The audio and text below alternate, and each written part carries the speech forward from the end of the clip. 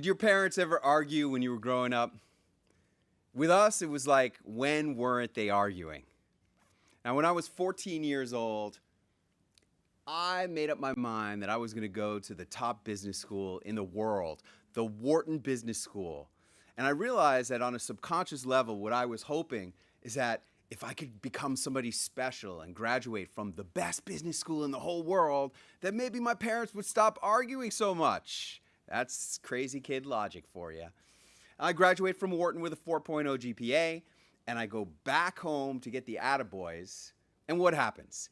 They get into the biggest argument of all time. My dad storms out of the house, slams the door. I turn to my mom, I say, "You know, Mom, the way he resents you all these years, have you been cheating on Dad?" What kind of a smart aleck kid is asking his mom a question like that? It's so rude. How come Mom ain't answering the question? He's not your real father. Your real father was a doctor at the fertility clinic we went to for 6 years so we could have you, and you look just like him.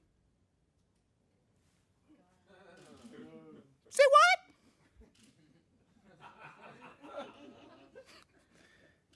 Not only didn't I know who I was anymore, but I sure as heck didn't know what I wanted to be when I grew up anymore.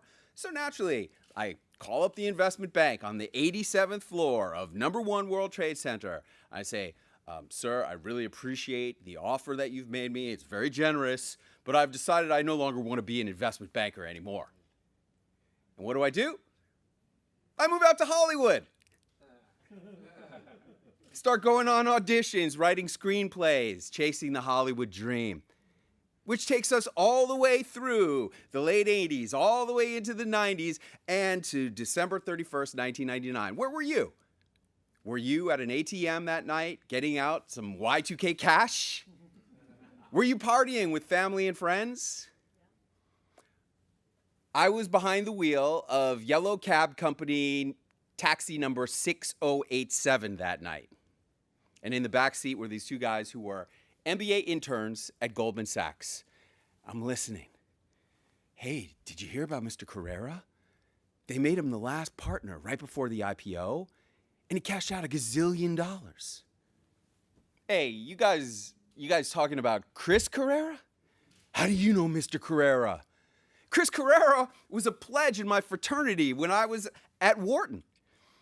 I used to make those little punks dance around the living room of our house with their tighty-whities on top of their heads when I was the pledge master, and now this little punk just cashed out $1 gazillion. When the night is over, I go home to my little boat in Marina del Rey. This is the cheapest way you can live in LA. It's $282 a month all in, including parking. I climb into the boat, go up into my V-berth. I got all my clothes on. Pull my down comforter around me because it's freezing on January 1st. And there's no heat on the boat, or electricity, or toilet facilities.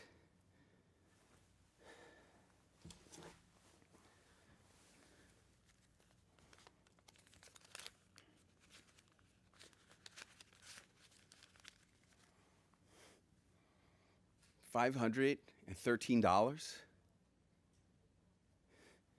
I'm driving a cab on New Year's Eve in the Millennium for $513.